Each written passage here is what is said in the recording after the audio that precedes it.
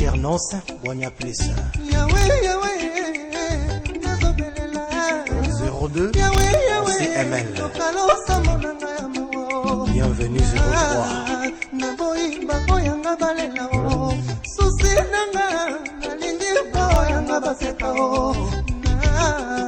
Liboke bote na motebelio bozozela nini pobolie na ye libino tukao mola kikitoko lolendo boye pe na mitukao na bozela na ye libino mbono onima ona koya ingele Nadine Yale Asana onima toko bine ngolele Bonisia Mondele onima ona koya ingele Verti Kolito Tsoa Pata Mokolo ya liwa na ngai baya baya te na kolaboka te.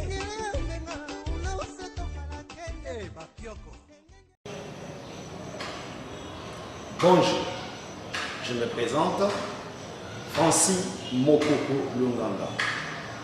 Je suis chimiste analyste, expert en chimie industrielle. Le sujet de notre leçon d'aujourd'hui est l'air. L'air est un fluide gazé qui constitue l'atmosphère. Il est composé de 20,9% d'oxygène, 78% d'azote et 1% d'argon. La vapeur d'eau, le dioxyde de carbone et les autres gaz rares sont à l'état de traces et représentent 0,01% dans l'air. Mais nous allons plus nous intéresser aux propriétés physiques de l'air.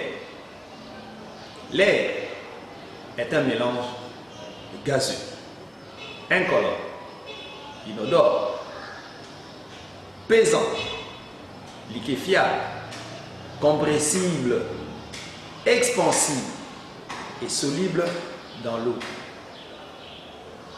Mais toutes ces propriétés, ça ne doit pas nous passer comme ça à l'esprit. Essayons de vérifier chacune d'elles. Ici, nous avons une pompe où nous pouvons facilement comprimer l'air dans ces ballons. Voilà, je pompe et nous observons ici les ballons est en train de se gonfler. Donc, nous pouvons dire ici, l'air est compressible. Nous comprimons l'air. On peut avoir un volume donné, une masse donnée d'air qui est comprimée dans ce volume ici. Donc là, nous disons, l'air est compressible. L'air est pesant. Comment on peut observer ça? Nous avons ici une feuille de papier que nous allons souffler. La feuille de papier qui est là, si une masse percute, le papier va se déplacer. C'est-à-dire il y a un poids, il y a une masse qui pousse le papier vers l'arrière. Alors, est-ce que l'air peut faire ce travail?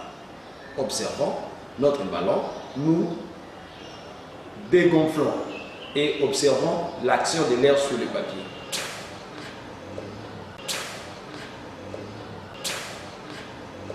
Voilà, donc le poids de l'air fait que le papier puisse reculer. Là, nous disons l'air est pesant. L'air est soluble dans l'eau. Comment nous pouvons observer ça? Chauffons de l'eau dans un ballon. Pendant que nous chauffons de l'eau, nous observons que des bulles d'air commencent à se dégager dans les ballons.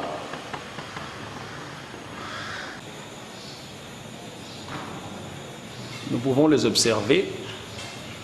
L'ébullition va bientôt commencer et nous voyons des bulles d'air qui se dégagent au fond de ces récipients. Cet air ne sort pas de quelque part, mais c'est de l'air dissous dans l'eau. Et lorsqu'il y a variation de la température, nous observons comment l'air qui était dissous commence par se dégager sous l'action de l'ébullition.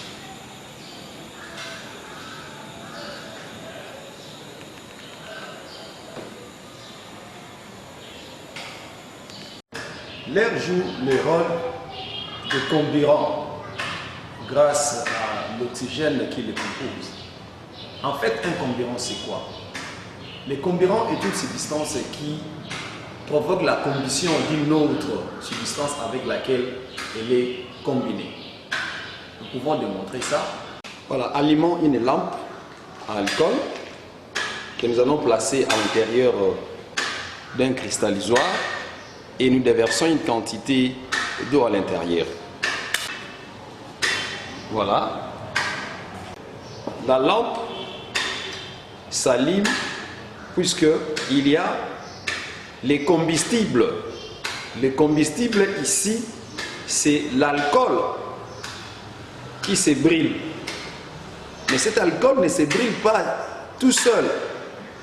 Il a besoin d'un comburant pour que la combinaison entre le comburant et le combustible puisse avoir la flamme. Mais pour vérifier cette théorie, nous allons couvrir notre lampe alcool par un bécher, c'est-à-dire isoler l'air avec le lampe alcool.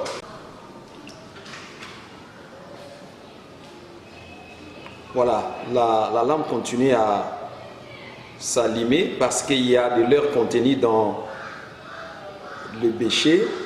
Et lorsque tout l'air est consommé, nous observons qu'il y a une montée d'eau, c'est-à-dire le vide créé par le bécher absorbe l'eau. Et vous voyez un niveau d'eau qui est monté dans notre bécher. C'est pour attester que lorsqu'il y a eu l'air dans le bécher, la lampe s'allumait. Alors, maintenant qu'il n'y a plus, d'oxygène dans notre bécher, tout l'oxygène est consommé, nous observons que la lampe d'alcool s'est éteinte. Voilà, l'air joue ce rôle-là de comburant. Dans la combinaison entre le comburant, l'air, le cas échéant ici, et l'alcool, qui est le combustible, donne alors cette flamme. Par absence d'un élément, on ne sait pas observer la flamme. L'air est compressible, comme nous le voyons dans ces ballons. Mais nous pouvons aussi liquéfier l'air. Cet air qui est ici, si nous continuons à gonfler et qu'il n'y a plus d'espace, nous allons observer à l'intérieur des gouttelettes. C'est-à-dire l'air s'est liquéfié. Mais cet air ici qui est contenu dans ces ballons peut aussi remplir cette salle de manipulation de laboratoire.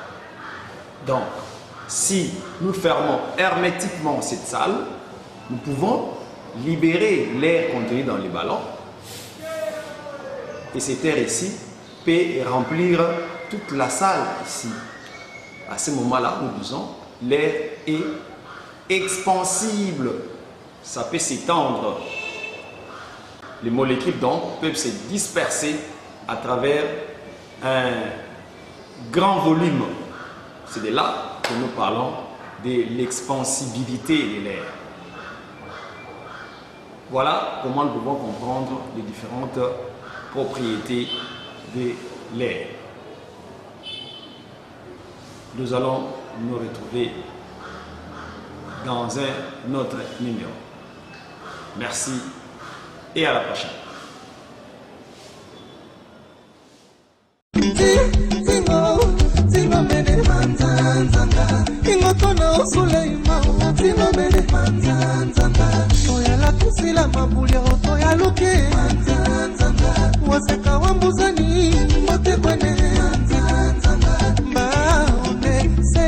Saint-Esprit